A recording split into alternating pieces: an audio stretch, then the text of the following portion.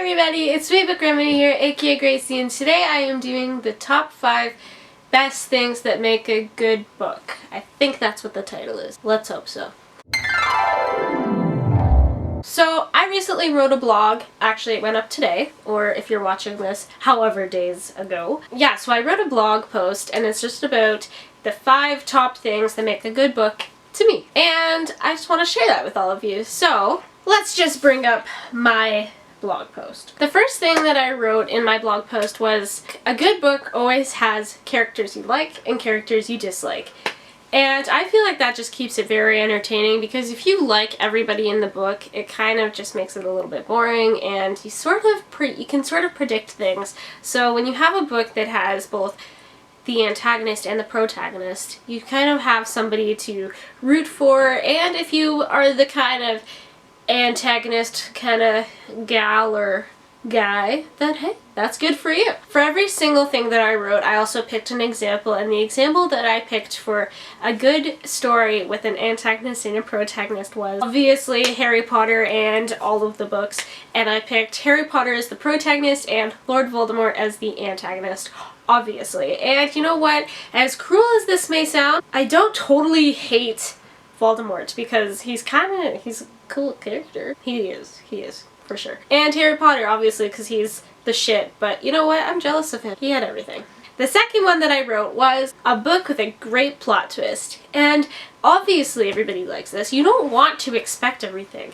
And there are a few books that I can remember that completely did a 360 turnaround, and I was just like, oh my god. But I definitely loved it. And the book that I picked for this would be I'll Give You the Sun by Jandy Nelson, and my god, I wanted to read that for so long, and when I finally did, I was not at all expecting that turnaround the way it did, and you guys have to read that if you haven't already. You totally have to, because you will be mind blown at what it says and what it does to your mind. Please. Just go. Read it now, if you haven't. My third thing that made a good book would probably be a book that has a really good love story, and I am such a softie, and I love such a sweet love story, and God knows there's so many out there that are great and they tell a really wonderful story. However, I had to narrow it down. I narrowed it down to a story that was actually one of the first books that I read, and it always sticks out to me that it's one of my favorite love stories. Can you guess? I bet you can't. You probably think I'm going to say The Fault in Our Stars, but it's a close tie. I picked Anna and the French Kiss by Stephanie Perkins, and I loved that book. I thought that the love story in that book was absolutely adorable, and I thought that it was sort of at the same time unrealistic as well as realistic, because it was like a movie and everybody loves a good chick flick. However, it did have parts that made you feel like Anna, because she was a little bit self-conscious and anxious at some parts, but that always makes for a good story. So again, if you haven't read that, you totally have to. The fourth thing that makes a really good book to me is short chapters. I absolutely love short chapters, because think about it. You could be reading at the dead of the night before you go to bed, and you could just be reading and you're like, oh, just one more chapter, but it's too long, so I'm going to cut right in the middle. For me, my anxiety and my OCD comes alive when that happens, since I stopped in the middle of a chapter.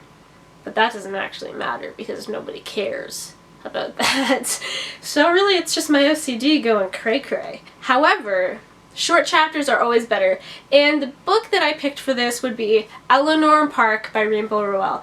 I thought that this book is absolutely amazing. Some chapters were just one page, and then the next page would be the next chapter. I thought that was kind of funny. I thought it was really nice, because it was sort of like a movie going back and forth to each other's stories so quickly, and I thought it was just kind of nice to read, and I really liked it.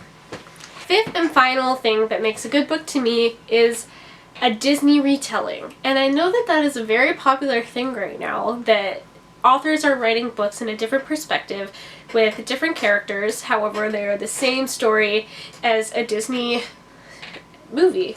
I absolutely love it all, and it's not really even just the Disney retelling aspect. I really just love anything with fairy tale and make-believe. I love it. I feel like it tells such a good story, and I feel like it is so comforting to people that grew up with all of those stories. And the book that I picked for this that I thought was absolutely amazing is obviously the one and only Cinder by Marissa Meyer.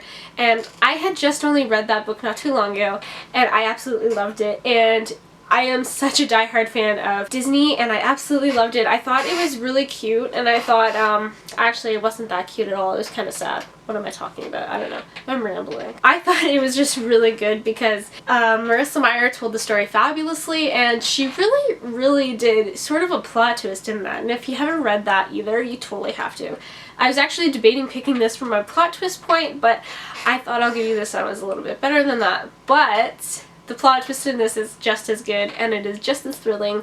However, apart from the actual plot twist, she really made the story a lot more captivating and awesome. So, by the way guys, I just want to let you know that my giveaway for one of the 4 The Selection novels by Kira Cass is still up, and I will put that right here so you guys can go click it and enter it. It is still going to be up for a little while longer, and don't worry, I have not forgotten about any of you that have entered. I am still just waiting for a few more people to come in and enter. So, thank you guys, and if you like this video, give it a thumbs up. I definitely want to try to get my thumbs up higher a little bit. And, if you really liked this video, please hit that subscribe button and check out all of the links in the description box down below. And if you want to see anything specific, comment in the comment box down below. Thanks for watching, guys. Have a good one. Bye!